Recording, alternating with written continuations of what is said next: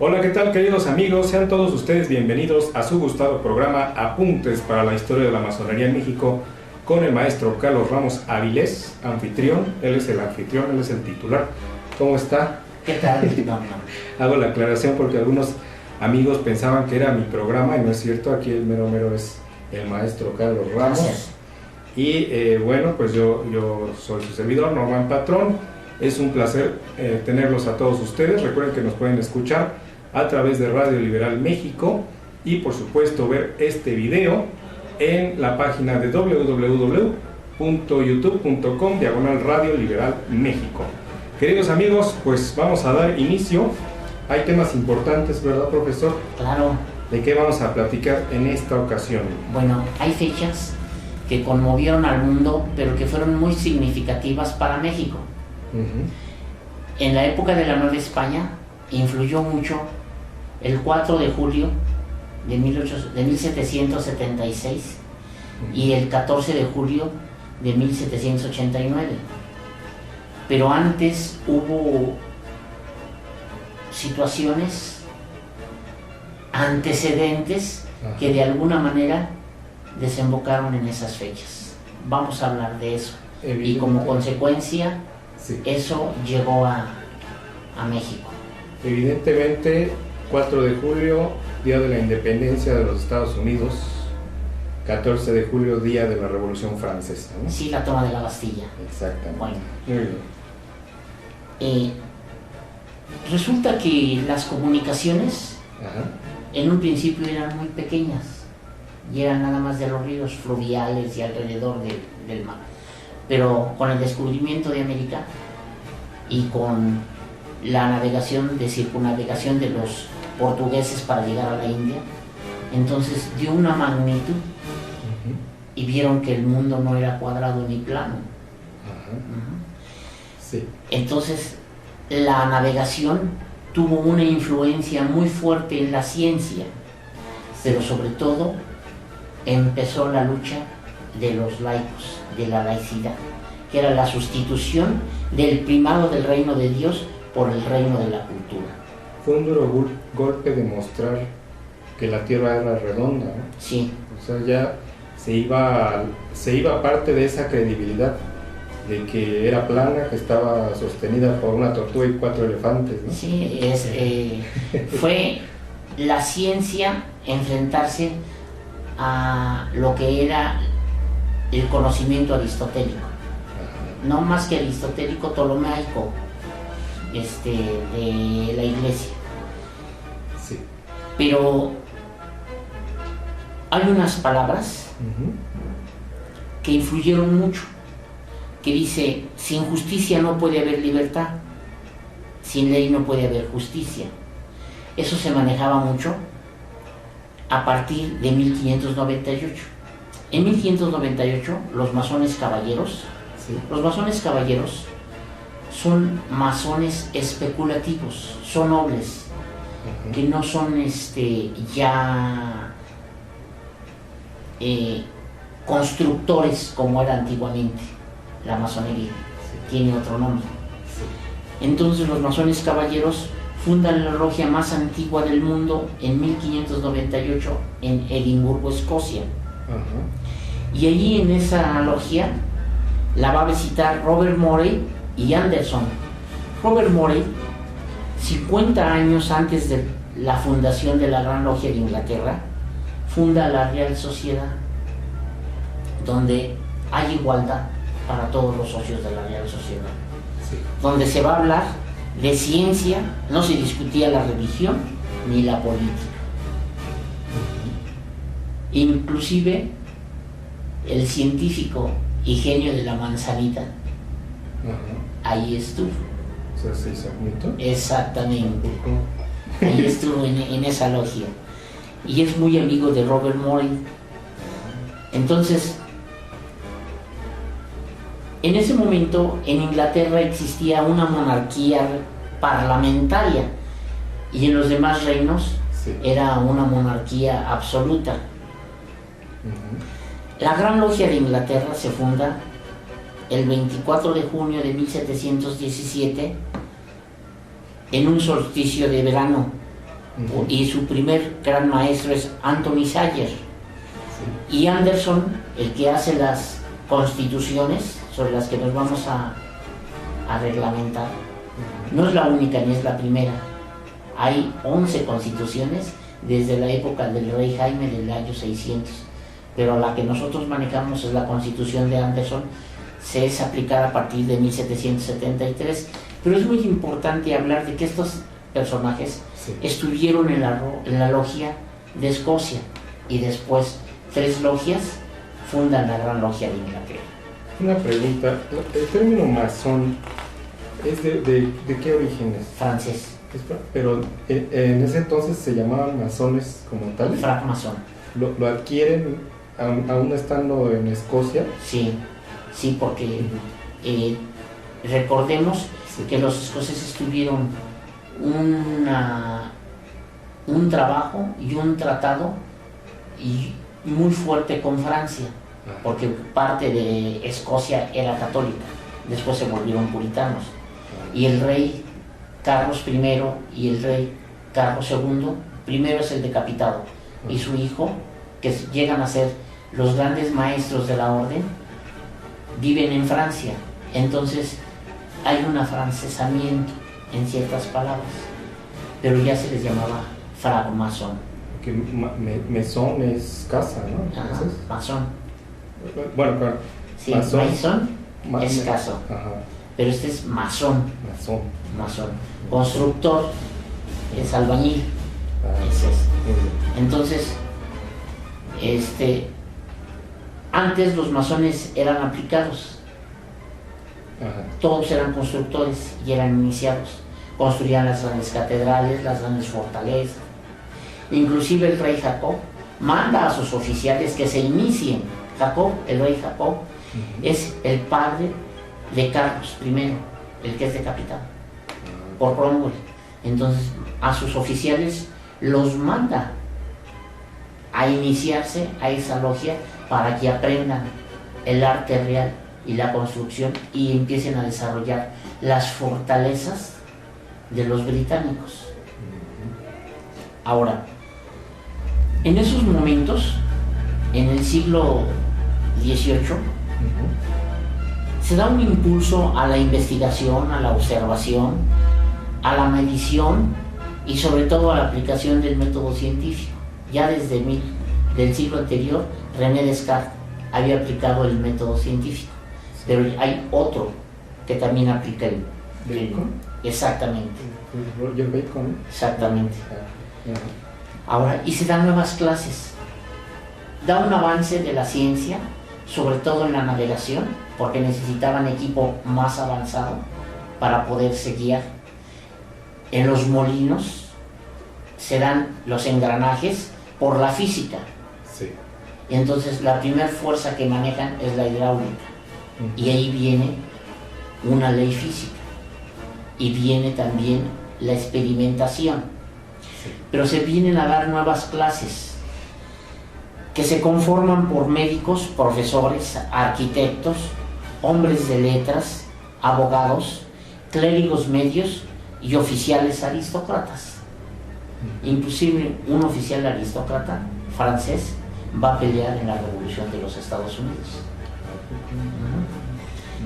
Entonces la nueva visión del universo, que es una visión distinta, es una visión físico, natural, la nueva visión del hombre, la nueva visión de la historia, de la sociedad y de la religión, va a dar como consecuencia crear en Francia lo que es la enciclopedia, en la que van a participar Voltaire, Diderot y Rousseau.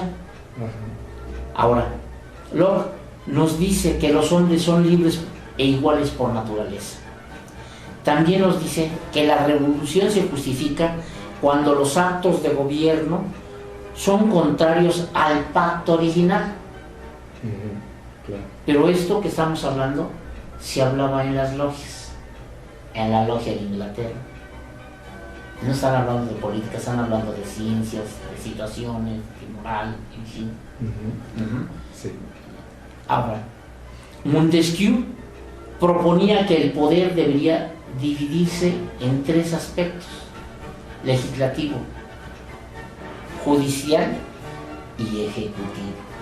O sea que desde ahí viene la idea de dividir, la famosa división de los poderes, sí. Porque el rey manejaba todo, salvo el rey constitucional o parlamentario, que era la monarquía de Inglaterra. Y en Inglaterra se van a dar revoluciones muy fuertes y guerras intestinas entre jacobitas y la Casa de Orange, que son holandeses. Entonces, por ser rey, y también rebeliones y luchas religiosas. Aparte de las de Francia, se van a dar la ley de la revuelta de las rosas, la rosa blanca, la rosa roja. Unos son católicos, otros son anglicanos, otros son puritanos. Va a estar Cromwell. Entonces, por eso prohibían hablar de política y de religión, por las sangrías tan fuertes que hubo. Claro. Entonces, ya cuando se empieza a iniciar en 1736 la logia, aplican los mismos sentimientos e ideas que tenían de la Real Sociedad. Okay. Ahora Rousseau sí. dice que el hombre nace bueno y la sociedad lo pervierte. También dice que la voluntad popular es la base de la democracia, pero también tiene una contradicción, porque también dice que representa una contradicción al tener un pensamiento por la dictadura que proponía. Él hablaba de una dictadura total para poder llegar a esas.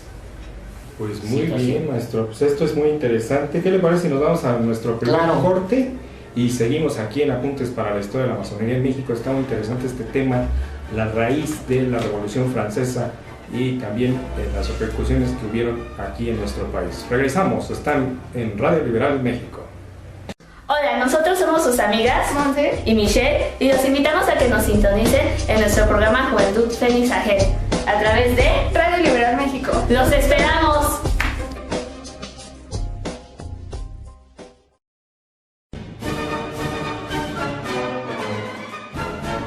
Apuntes para la Historia de la Masonería en México por Radio Liberal, desde la óptica de Carlos Ramos Avilés, un programa para conocer el pasado y comprender el presente de la masonería mexicana.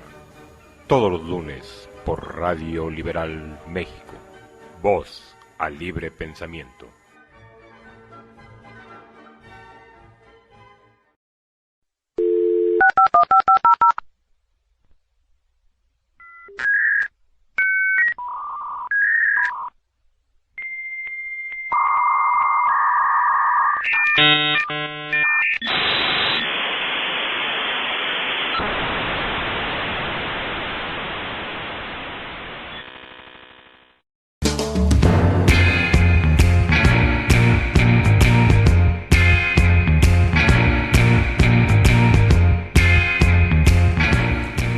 Queridos amigos, mi nombre es Norman Patrón y los invito a escuchar La Discoteca Bipolar aquí en Radio Liberal.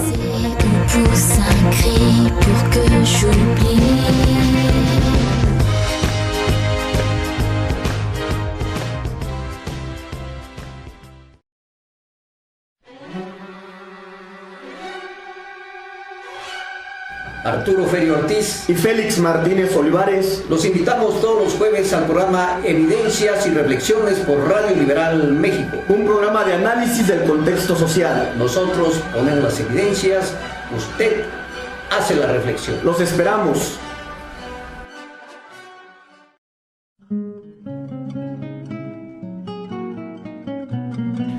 Buenas noches, mis amigos. Soy Sasha Lira y os vengo a invitar a que vean El Rebozo de la Llorona, aquí en Radio Liberal México. Es cuanto. Todos me dicen el negro Llorona. Continuamos aquí en su programa Apuntes para la Historia de la Masonería en México con el maestro Carlos Ramos Avilés y un servidor, Norman Patrón. Estábamos hablando específicamente del inicio de las primeras logias que pues con fecha de 24 de junio de 1717 y un poco antes, en 1598, tienen lugar las primeras logias oficiales, y pues estábamos ya llegando a la parte del siglo de las luces, ¿verdad? De hecho se le conoce como el siglo de las luces, que precedió o donde ya se dio la Revolución Francesa del 14 de julio de 1789. Maestro, estábamos hablando de Juan Jacobo Rousseau. Bueno, ¿qué más? Además, había otros reyes que se les llamaba déspotas ilustrados, porque ellos daban un impulso a la ciencia, al progreso, y eran tolerantes. Muchos de esos perseguidos hugonotes de Francia, los hugonotes franceses eran protestantes, van a dar a lo que es Sudáfrica, pero sobre todo lo recibe Catalina II y Federico II de Prusia. Entonces ellos son déspotas ilustrados, entonces llevan su información, su conocimiento, y van a darle un impulso, y por eso van a ser potencias esas naciones, y van a sembrar la semilla del pensamiento, que se van a dar grandes filósofos en esos países. También la música se revoluciona. En ese siglo hay un gran músico que era masón, Mozart. Su música era, en cierto momento, cuando fue un niño prodigio, pues todo el mundo le aplaudía, pero lo que es la flauta mágica es una iniciación masónica. ¿Sí? Todos los pasos de la iniciación él los presenta en la flauta mágica. Entonces, parece mentira, pero esa logia de Edimburgo va a sembrar la semillita en la gran logia de Inglaterra, y van a salir colonos ingleses a poblar las colonias de los Estados Unidos. Lo que ahora son los Estados Unidos, sí, lo que es Norteamérica, van a ser las 13 colonias. Que era la parte del Atlántico, ¿no? Exactamente. Virginia, Nueva York, Florida era de España, ¿no? Florida se la ceden en el siglo XVIII, en el siglo XIX, perdón. Que era Filadelfia, Boston, ¿no? Sí, todos esos. De ahí entonces surge la tierra de la Nueva Inglaterra. Sí, pero Nueva Inglaterra se funda mucho antes, cuando vienen huyendo del rey Jacobo, que los andaba persiguiendo por sus ideas religiosas. Entonces ellos vienen huyendo de esas ideas, pero dentro de esa migración, las 13 colonias son migrantes. Entonces, ¿de qué les espantan? Claro. Han sido formados por migrantes, por holandeses, por ingleses, sí, por alemanes, posteriormente por irlandeses, pero al principio son ingleses, holandeses y alemanes. Nueva York no era Nueva York, era Nueva Ámsterdam, y en la guerra de Inglaterra contra Holanda se la quitan el duque de York y le pone: ahora yo soy el duque de York, yo te derroto, yo no se va a llamar Nueva Ámsterdam, ahora se va a llamar Nueva York. Manhattan se la habían comprado los holandeses a los indios por botellas de vino, garrafas de vino. Manhattan quiere decir tierra de la borrachera, pero ahí estaban los holandeses. Entonces, pero a esas tierras van a llegar gente con otra visión, pero van a llegar también muchos de esas primeras clases, profesores, artesanos, y tienen que desarrollar una industria, porque no van a traer armas exportadas de Holanda o de Inglaterra o de Alemania. Ellos tienen que fabricar, y llegan a fabricar un fusil, un rifle. Hay diferencia entre el rifle y el fusil, es el tiro, la distancia y el calibre, pero el rifle Kentucky, ese es el famoso rifle que en la novela del último de los Mohicanos y Daniel Boone es el que traía, el Kentucky, pero ellos lo fabrican. Entonces, por eso digo que en ese momento, en la época de las luces, va a revolucionar la ciencia, en donde en la navegación, en la relojería y en los rifles, en la balística. se van a generar armas de mejor calidad, de mayor alcance, de mayor precisión. Y parece mentira, también como daban mayor alcance, también evoluciona la cirugía. ¿Por qué? Por una herida de bala, pues los médicos cirujanos tienen que ver cómo van a curar. Exacto. A ese, entonces empieza a evolucionar una cosa con la otra. Pero las armas influyen en la evolución del pensamiento, de la ciencia.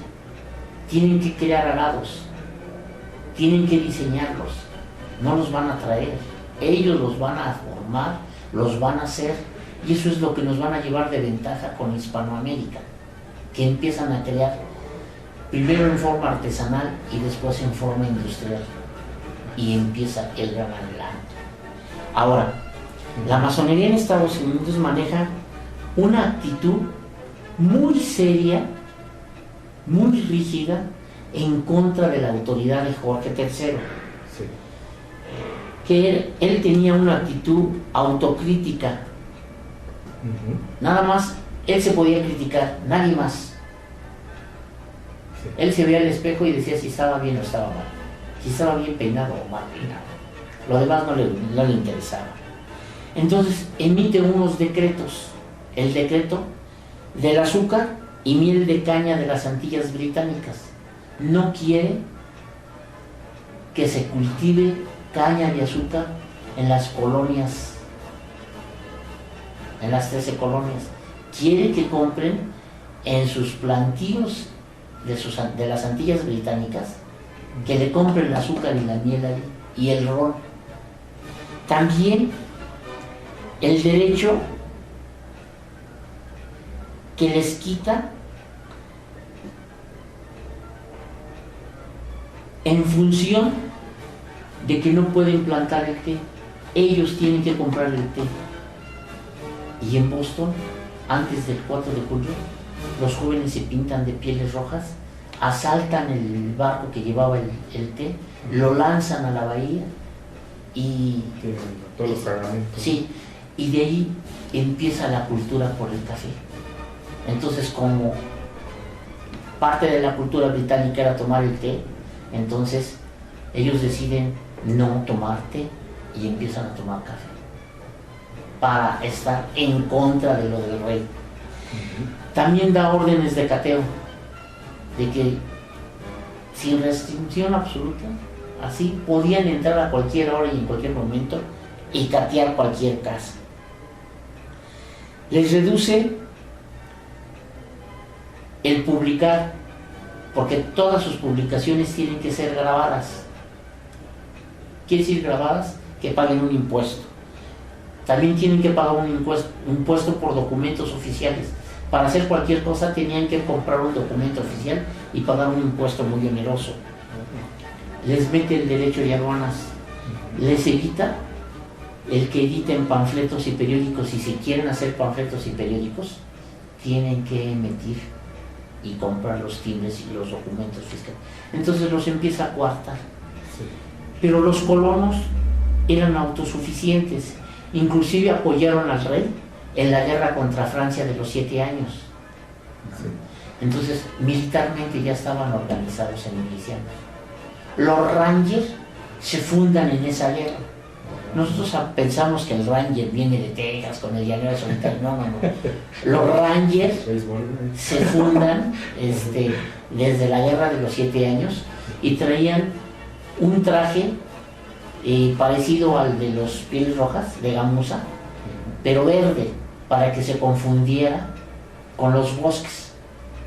Y en lugar de usar la gorrita de zorrillo de Daniel Boone, utilizan una gorrita también verde y pelean y se enfrentan a los franceses. Entonces se empiezan a organizar en autodefensas. ¿Contra quiénes? Bueno, contra los iroqueses. Los iroqueses pelean a favor de los ingleses. Y ellos eran de Canadá, ¿no? También. Están en Canadá, En y están en Estados Unidos. No me acuerdo de la patrona, pero era una muchacha, así como tipo Juana de Arco, pero era una niña iroquesa, ¿no? Sí. Que es la santa patrona de Canadá, ¿no? ¿Así? Bueno, lo que pasa es que son 7 tribus. Sí. y unos se dividen, se pelean esas 7 tribus. Estaban los mexicanos, los iroqueses, no recuerdo las otras 5 tribus. Sí. Pero unos quedan como no había territorio que dijeran de aquí para acá son las colonias británicas y de aquí para acá es la colonia francesa, no, es el territorio de ellos, andaban en ambos territorios. Y cuando son derrotados los franceses, pues también son perseguidos. Hay un equipo de fútbol americano de los politécnicos que tienen el nombre de estos. Cherokees, ¿no? Los Cherokees, no, aparte de los Cherokees de los mohicanos. Pero en el libro de los mohicanos sus enemigos acérrimos son esos. ¿Seminoles? No, los seminoles son de la Florida. Entonces allí adquieren conocimiento, información de la guerra, organización política, organización militar en sus milicias, fabrican sus propios fusiles, hacen su pólvora, hacen sus implementos, aprenden a pelear con el hacha, el tomahawk, que es Esas que lanzaban, ¿no? el hacha de los indígenas, y descubren que les enseñan los europeos el escalpelto, el quitarles el cuero cabelludo a los pieles rojas, porque los holandeses les pagaban determinados florines por cada escalpelo que les llevaran, y después los franceses y después los ingleses. Entonces se volvió una borrachera de agarrar hasta niños y todos quitarles el cuero cabelludo, y se los pagaban por niño tanto, por mujer tanto y por adulto tanto. ¿Tendría que ver, perdón, esto mucho con las pelucas? No. La moda era llevar peluquín, ¿no? No, es esa parte. Es esa parte. Ah, ok. Entonces, todo eso va a conformar que cuando se da el enfrentamiento contra el rey Jorge, ellos estaban organizados políticamente. Sí. Habíamos dicho que de la nueva sociedad había, para ser burgueses, había clérigos. Pues muchos clérigos eran grandes, o eran muy respetable gran maestro o muy venerable maestro de su logia, o era un simple artesano, herrero, pero sabía leer y escribir, y él era el que manejaba la logia. Entonces se va a dar una logia en Filadelfia, posiblemente voy a dar la fecha, pero también se dan logias chiquititas a lo largo de las colonias, y es una forma de comunicarse. Pues sí. Pues muy bien, amigos, muy interesante esta parte de las primeras logias que se llevaron allá a cabo, bueno, que sí, que tuvieron aparición allá en las 13 colonias, en lo que hoy conocemos como Estados Unidos. Vamos a un corte, profesor. Perfecto. Y regresamos, vámonos a unos cuantos mensajes de nuestros amigos de los otros programas de Radio Liberal México, y continuamos aquí con mucho gusto en Apuntes para la Historia de la Masonería en México con el maestro Carlos Ramos Avilés y un servidor, Norman Patrón. Están viendo Radio Liberal México. Hola, nosotros somos sus amigas Monse y Michelle, y los invitamos a que nos sintonicen en nuestro programa Juventud Fénix Agel a través de Radio Liberal México. ¡Los esperamos!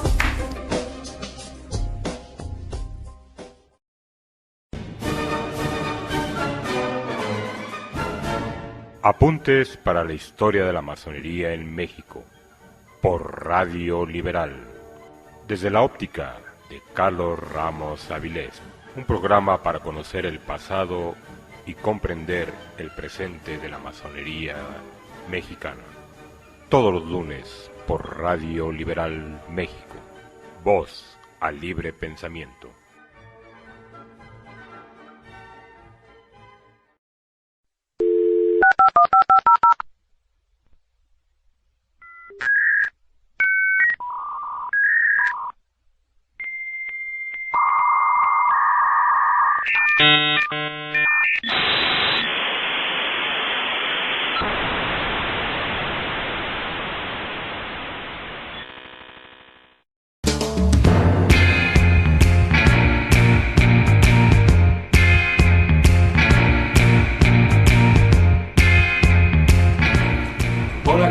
amigos, mi nombre es Norman Patrón y los invito a escuchar La Discoteca Bipolar aquí en Radio Liberal.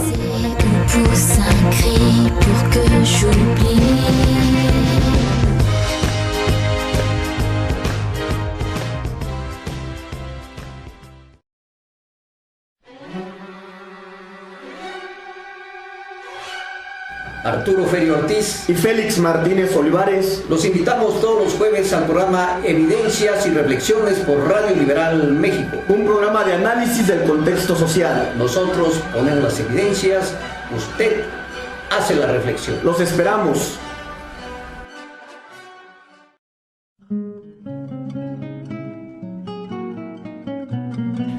Buenas noches, mis amigos.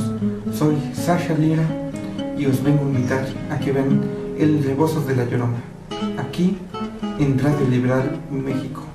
Es cuanto. Todos me dicen el negro Llorona. Queridos amigos, seguimos aquí en su programa gustado Apuntes para la Historia de la Masonería en México con el maestro Carlos Ramos Avilés y un servidor Norman Patrón. Recuerden que pueden escribirnos al Facebook, en el Facebook también estamos como Radio Liberal México y por supuesto en nuestro canal oficial en www.youtube.com/Radio Liberal México. Estábamos hablando acerca de las primeras logias que tenían lugar en el siglo XVIII, Sí, el siglo XVIII. Allá en lo que hoy conocemos como los Estados Unidos de América. Muy bien, maestro. ¿Qué prosigue? Ahora, los colonos fijan su declaración y su posición, y sobre todo esa declaración es la Declaración de los Derechos de los Americanos en 1776, pero la independencia la declaran el 4 de julio de 1776. Derechos americanos. Sí. ¿Eso se hizo en el primer Congreso Continental? Empieza, exactamente. Ahora, en 1787, estamos hablando de 1776, cuando se da la declaración en el Congreso Continental. Ahora, ¿quiénes eran masones? Franklin, Washington, Jefferson, Davis y otros más, que tenían ideas antagónicas. Davis va a ser el segundo presidente de los Estados Unidos, lo consideran como el tercero, porque la primera presidencia la toma Washington, pero se reelige, entonces es primero y segundo presidente. El segundo presidente, después de la segunda reelección, es Adams, y también es masón, y él es el que empieza a impulsar a que se tome el café, y va a recorrer Holanda, va a conseguir Holanda, primero llega por medio de los masones holandeses, llega con los nobles holandeses y consigue dinero para la revolución. Empieza a viajar. Sí.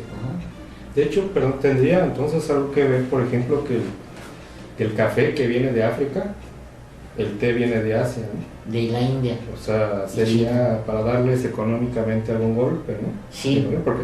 Porque... Pero ya conocían café. Ajá. Ya lo conocían. Okay. Sí. Entonces, el tomar café es demostrar una acción de guerra económica en contra de tomar té. Y empieza él a tomar café. Y al decir que tomen café, la gente, ¿no? Sí.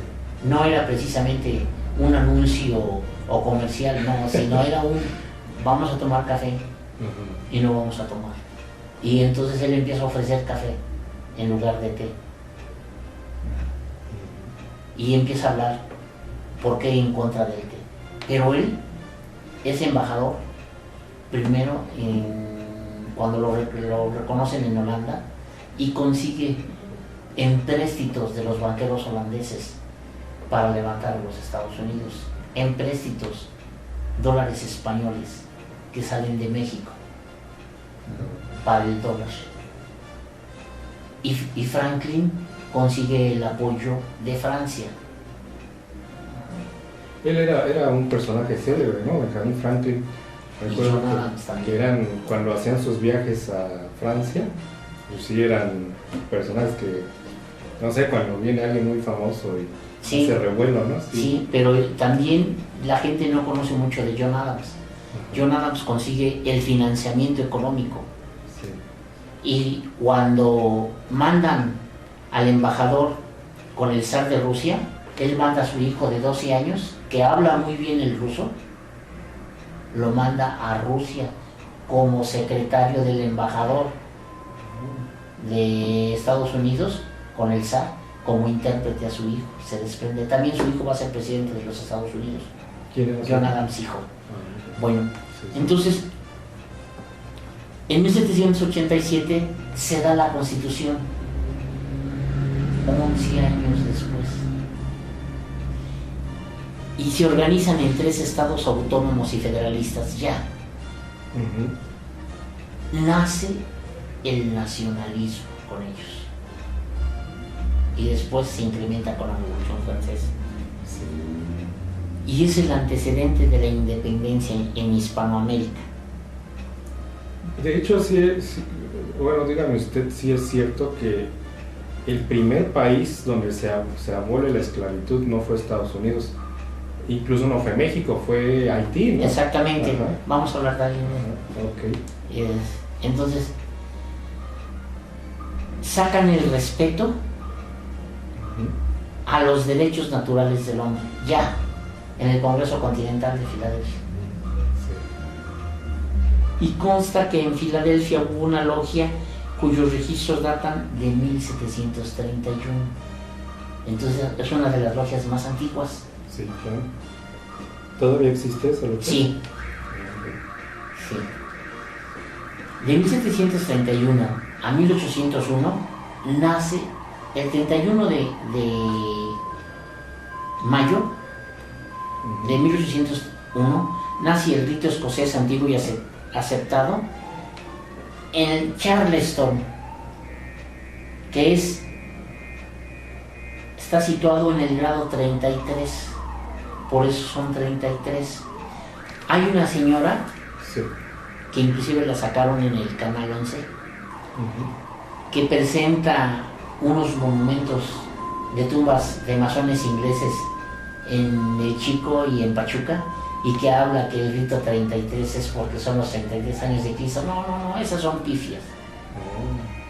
El grado 33 es porque Charleston está situado en el grado 33, latitud norte.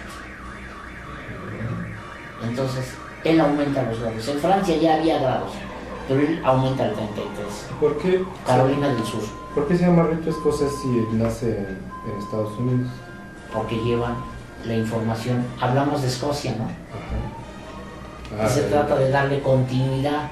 Porque puede llamarse rito, no sé, americano. charlestoniano, ¿no? Hay uno que le llama rito americano, pero es escocés antiguo y aceptado. Por eso hablamos originalmente de Escocia, porque llega esa tradición.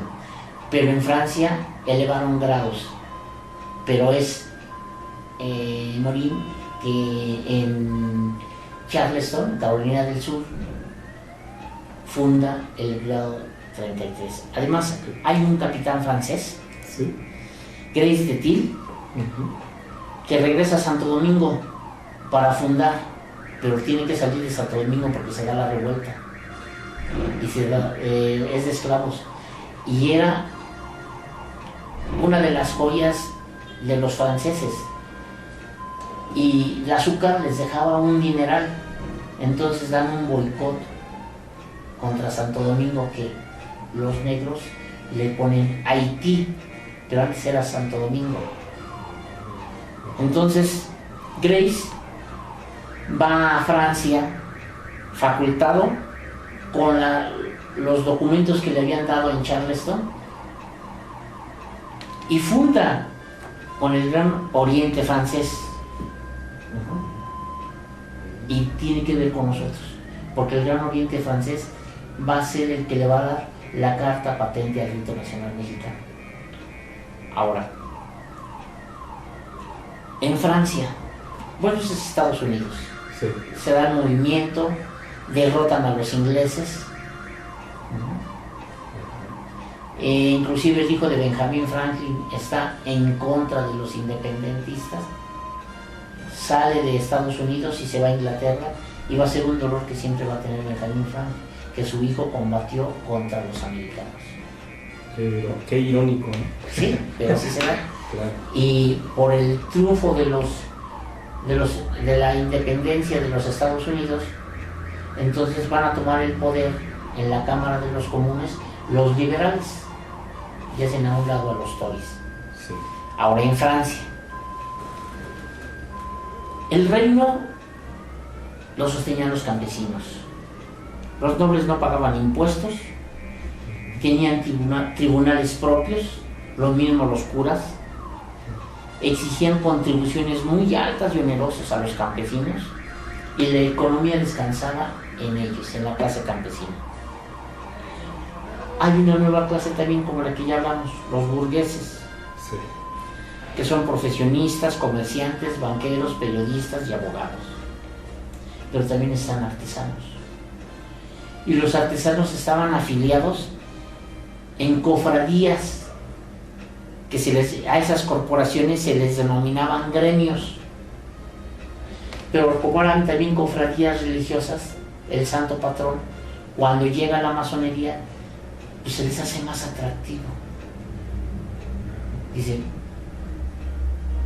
en la logia tengo que trabajar así, tengo que participar de esta manera, lo que pueda lo doy, si no puedo me dan, pero en la cofradía no, tengo que dar para el santo patrón, tengo que dar para las cosas del santo patrón, para las velas del santo patrón, para el ropaje del santo patrón, para la misa del santo patrón.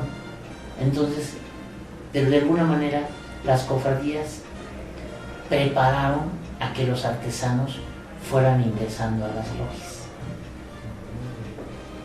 Y se da una quiebra económica en Francia, más la pérdida de la guerra de los 7 años que perdió Francia. Y ahí no saben la Luisiana si era de ellos o no era de ellos, y era de ellos pero no la atendían. Es Napoleón el que se las va a vender a los Estados Unidos. Perdón, hace rato dije que Florida era de España, de Francia. las dos Floridas. Era de España, ¿verdad? La Florida oriental y la Florida occidental. En un tratado de 1818 se cede. Y Luisiana sí era de Francia. Luisiana era de Francia. Okay.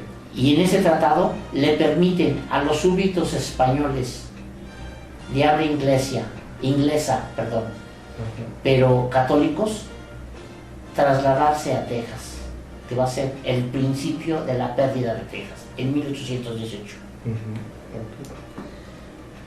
Entonces, la quiebra de Francia se da un movimiento político muy fuerte en Francia, que el rey tiene que convocar a todos los representantes a los estados generales.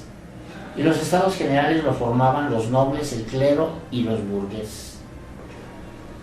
Allí se van a enfrentar las tres tendencias. Las tendencias es, unos, que el rey debería de ser absoluto y que además por mandato divino mandaba y no podían contradecirlo. Otra tendencia, que se constituya en una monarquía constitucional, como la inglesa. Y tener un primer ministro. Sí. Y otros que van a hablar sobre la igualdad civil, la derogación de los privilegios y la creación del régimen representativo. Todavía no están hablando de la república, sino de una cámara representativa, y todavía reconocían al rey como soberano de Francia, pero que reconozca esto. Ahora, en esos avatares, la gente tiene hambre, y hay una manifestación de mujeres y del pueblo, la prole de París, y cargan los cañones que habían tomado el 14 de julio. El 14 de julio es la toma de la Bastilla. La Bastilla era una cárcel, ¿no? Sí, es la representación que se tiene sobre la Revolución Francesa, pero la Revolución Francesa había empezado antes, desde que se lanzaron a los Estados Generales, que estaban en Versalles. Sí. Y el rey quiere hacer una contrarrevolución, entonces se van a los jardines y al juego de pelota, y ahí promulgan la derogación, la igualdad civil, derogación de privilegios y el régimen representativo. Al frontón, en el frontón es donde hablan de eso. Será el principio de la soberanía, que son 3. Soberanía pasaba a la nación.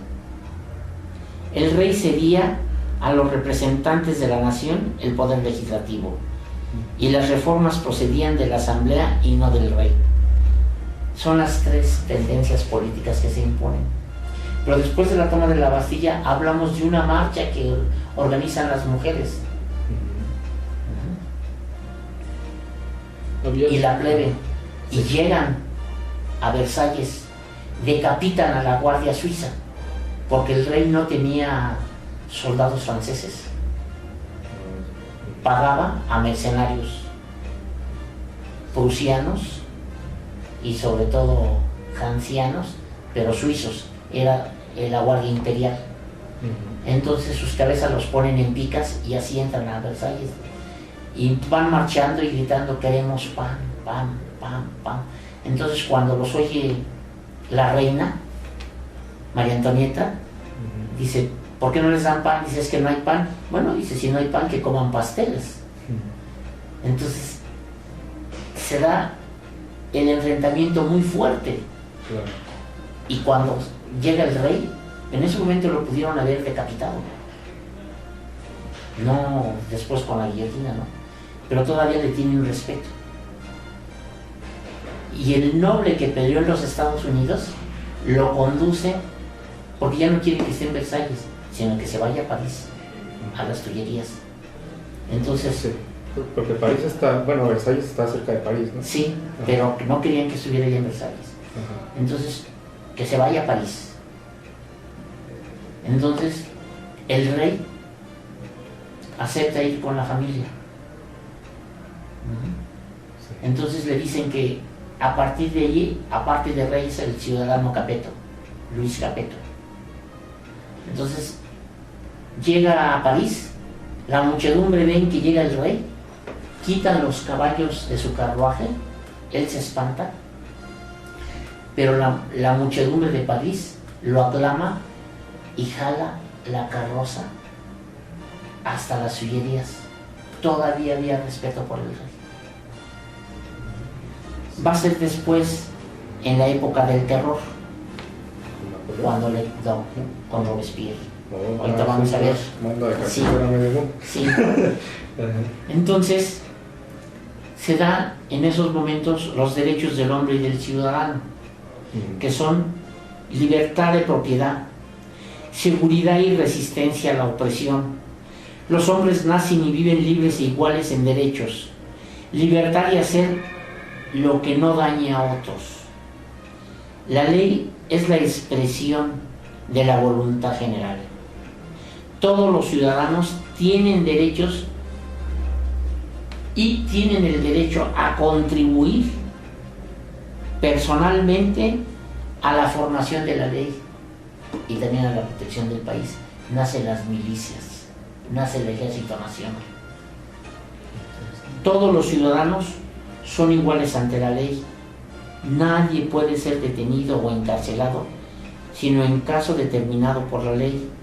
Nadie puede ser castigado más que en virtud de una ley establecida, y todos los ciudadanos pueden hablar y escribir libremente, porque por menos los metían a la Bastilla, ¿no? Por robar un bolillo, ¿no? Sí. 40. Ahora, Ajá. Voltaire en esos momentos influye en la libertad de cultos. Hay un grupo que son conservadores y que hablan de la monarquía constitucional, o en todo caso de que se haga a un lado a Luis Capeto, que es Luis XVI, y que suba el duque de Orleans, que es Felipe Igualda. Sí. Era primo del rey, pero también se convierte a la masonería. y se nombra Felipe Igualda. En esos momentos de esta situación había 400 logias documentadas en Francia, de las cuales 200 eran de clérigos. Ahí llega oficialmente el término francmasonería. No, ya se había dado. desde antes. Okay. Ahora, a los conservadores se les va a llamar girodindios. Sí. Y se van a enfrentar a los clubes radicales. O sea, estaban en clubes, pero también estaban en logias. Entonces no decían voy a la logia, voy al club. Pero muchos no eran masones, entonces no les podían decir, pues en la logia vimos esto. Entonces le llamaban club. Entonces, había un cochero. Y resulta que ese cochero era el venerable maestro de la logia. Estamos hablando de 400 logias. 200 de civiles y militares y 200 de curas. Estamos hablando de que un cura de un pueblo, muy modesto el pueblo, pero era el venerable de su logia. Estamos hablando de un librero, de un impresor, de un tipógrafo, pero era el venerable de la logia o pertenecía a una logia. Entonces, así se da. Hay unas publicaciones muy interesantes que difícilmente se encuentran ahora, sí, de Alejandro Dumas. Se llama Ángel Pitú, Memorias de un médico, el vizconde de Bragelón y el collar de la reina. Nos hablan de esto, de esa situación. Nos recrean la Francia revolucionaria, pero hay una de un británico, de Charles Dickens, Historia de dos ciudades. Cómo estaba París, cómo estaba Londres. Entonces, si la gente quiere recrearse, ahí lo puede ver. No, de verdad sí representa una revolución para la ideología. Sí. Pero lo que más me agrada es que es una revolución muy estructurada, muy con bases, que no la pudo tirar cualquier cosa después. No, pues muy canija. Ajá, sí. Ahora, claro, los radicales fueron los jacobinos o los montañeses, que luchan por la república, como Robespierre, Marat y Danton. La época del terror, que es cuando matan al rey, lo decapitan, y a la reina y a muchos, se le llama la época del terror y la representa Robespierre. El último que muere en la época de Robespierre es él. Hasta Guillotín, ¿no? Que fue el No, pues le tenían miedo. Entonces, entre ellos está Fouché, que había sido es una eminencia gris, era tremendo, había sido cura, ¿no? Robespierre era abogado.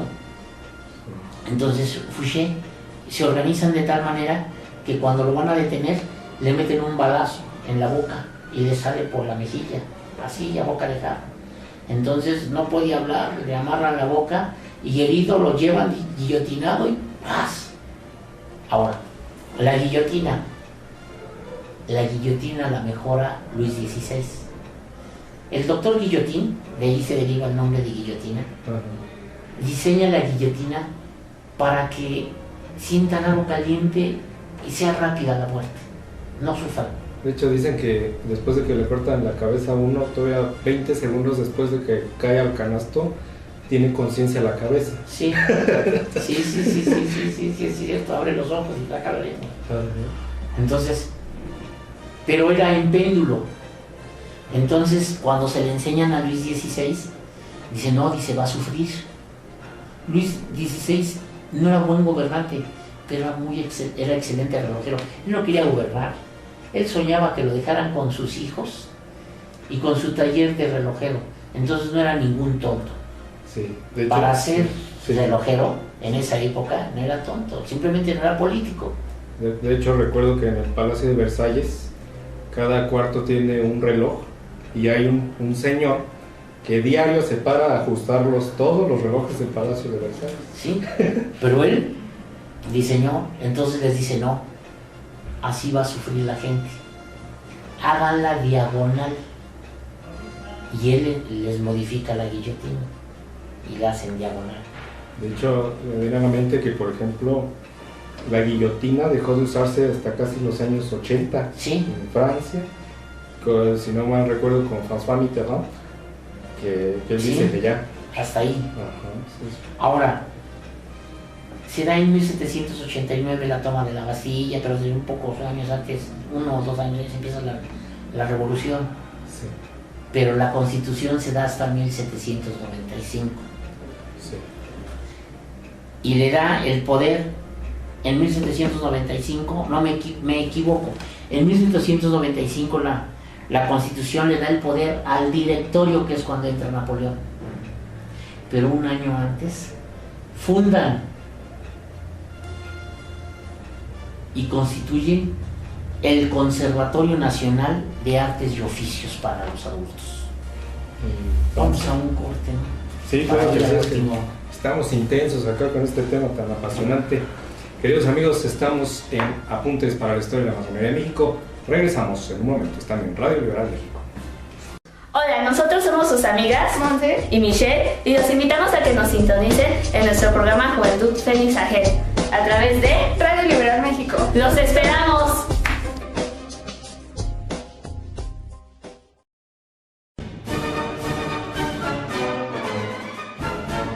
Apuntes para la Historia de la Masonería en México por Radio Liberal, desde la óptica de Carlos Ramos Avilés, un programa para conocer el pasado y comprender el presente de la masonería mexicana. Todos los lunes por Radio Liberal México, voz al libre pensamiento.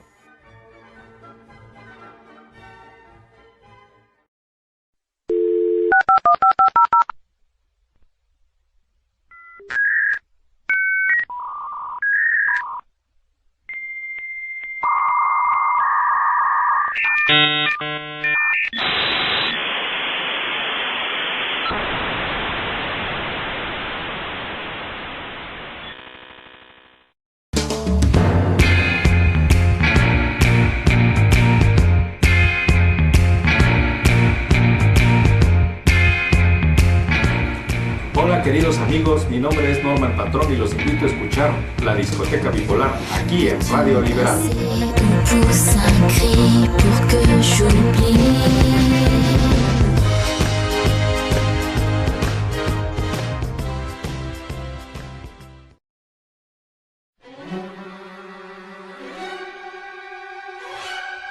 Arturo Ferio Ortiz y Félix Martínez Olivares. Los invitamos todos los jueves al programa Evidencias y Reflexiones por Radio Liberal México. Un programa de análisis del contexto social. Nosotros ponemos las evidencias, usted hace la reflexión. Los esperamos.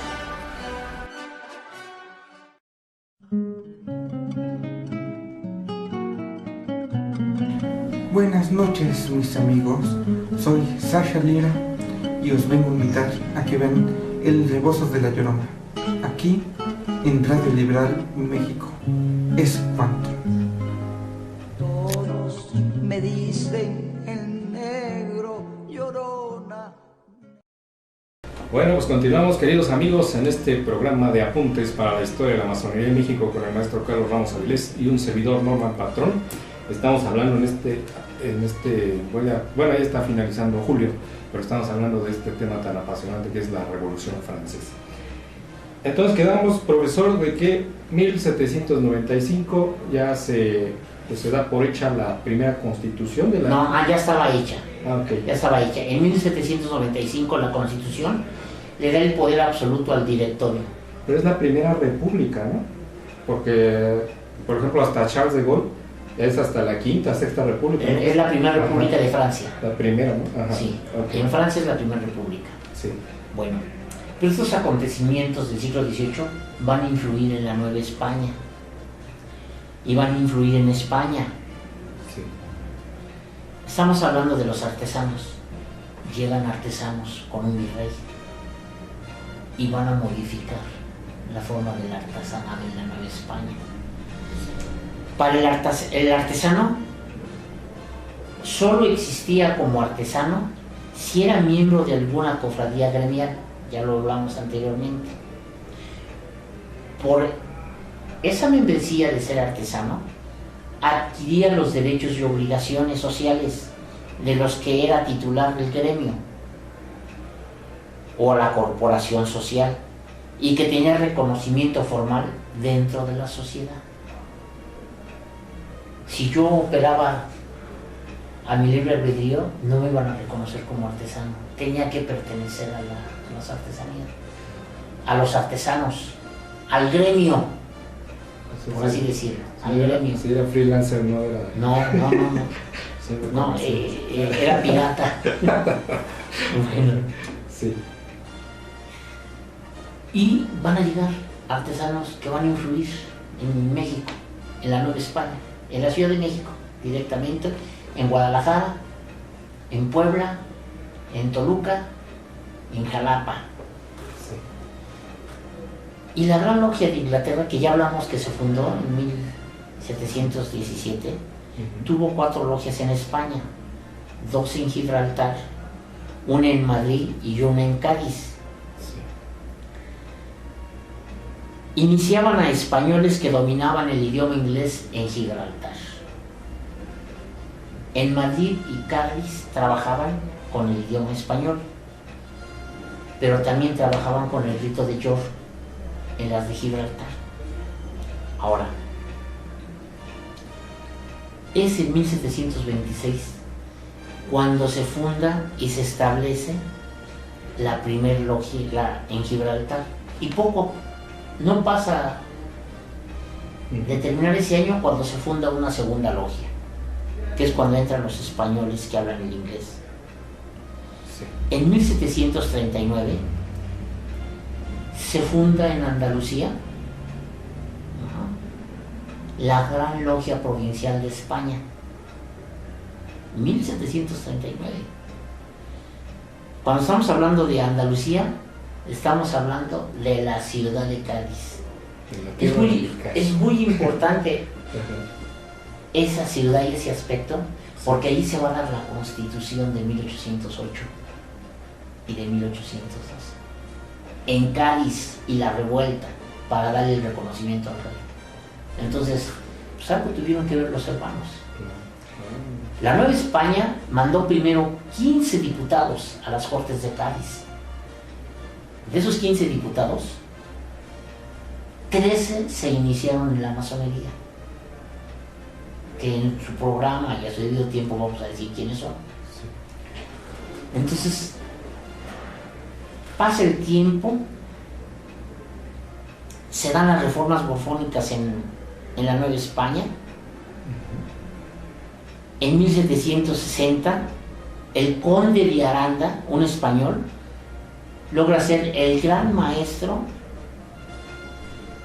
de España, porque antes los grandes maestros eran ingleses, pero hasta 1760, el segundo español que es el gran maestro. Hay otro noble, pero dura muy poco. Y los grandes, los venerables maestros, aunque fueran de otro país, ¿tenían que ser ingleses? En un principio sí, salvo los Estados Unidos, Francia y en España, que es en 1760. Ahora,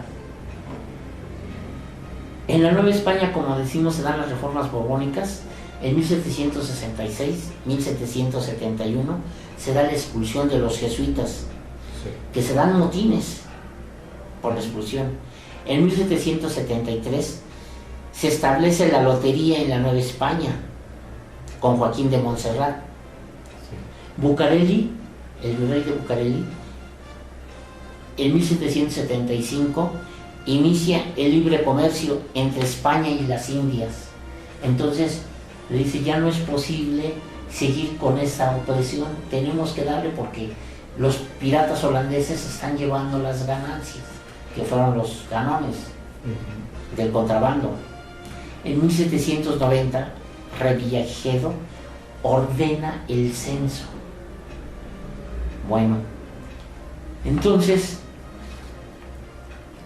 cuando vemos esas cosas, vemos que de 1790 a 1803 no son muchos años, son 13 años. Pero en 1806, José Cernán, en Nueva York, saca una publicación, es el autor de un manual masónico que invade la Nueva España, en español. José Serrano. Él huye de España, huye de la Nueva España, huye de Santo Domingo, la mitad de la isla de Haití, que es la Española y Haití, y se refugia en Nueva York. Las tres ciudades donde estaban los revolucionarios americanos en América es Filadelfia, Nueva York y Nueva Orleans. De ahí van a salir las patentes para fundar logias en la Nueva España. ¿Le suena algo que en Nueva Orleans haya estado Juárez? Sí, ¿verdad? Sí. Claro. Sí. Entonces, todo esto es muy interesante, ¿no? Sí, por supuesto. ¿Por qué? Porque en Cádiz es una de las primeras logias españolas autorizadas por la Gran Logia de Inglaterra. Y en Cádiz llegan novohispanos que se van a iniciar y que van a ser diputados. Van como diputados a las Cortes de Cádiz y se van a iniciar. En Cádiz se inicia también Fray Servando Teresa de Mier. Entonces va a ser una ciudad que va a influir mucho en las guerras de independencia y en las logias masónicas en la Nueva España. ¿Alguna pregunta, alguna duda? Y ahí viene había la Constitución, ¿no, México? La Constitución de Cádiz. ¿Viene de ahí o...? De Cádiz, ¿sí? Exactamente. Que se jura en México el 15 de septiembre de 1812. Por lo cual Morelos va a ser el Congreso de Chilpancingo en 1813 y la Constitución de Patzingán. Pues muy bien, maestro, esto le da para muchísimos apuntes de la historia de la masonería, pero ya por razones de tiempo, pues ya tenemos que dejarlo para nuestro siguiente programa. De verdad ha sido un placer, maestro.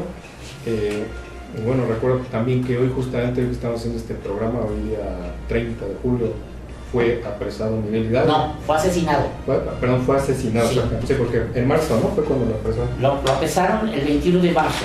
Ajá, y lo ejecutaron así que... El 30 de julio de 1811. de 1811, sí. Así es, maestro. Pues bueno, pues ahora sí que hemos disfrutado mucho este tema, profesor. Muchísimas gracias, como siempre. Y amigos, pues los esperamos Nada en más la próxima emisión. de Hidalgo fue procesado con 43 declaraciones de mixto fuero, excomunión y pena de muerte por Francisco Javier Olivares, obispo de Durango.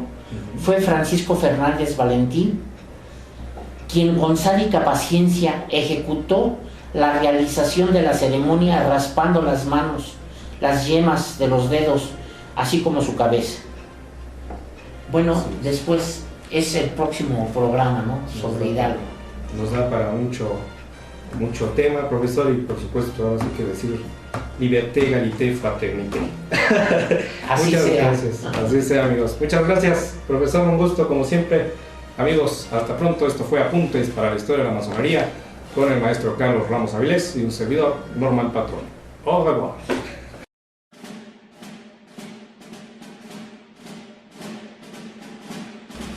En esta ocasión quiero saludar a una maestra muy apreciada y querida de mi parte, mi maestra de francés de la secundaria 4. Tuve dos maestras, Aida Puñó y la maestra Carolina Roldán. Me enseñó a querer, a amar y a respetar a la maestra Puñó, pero a la maestra Carolina Roldán, mi afecto, mi reconocimiento y lo mejor para ella y su familia. Así es, Juan.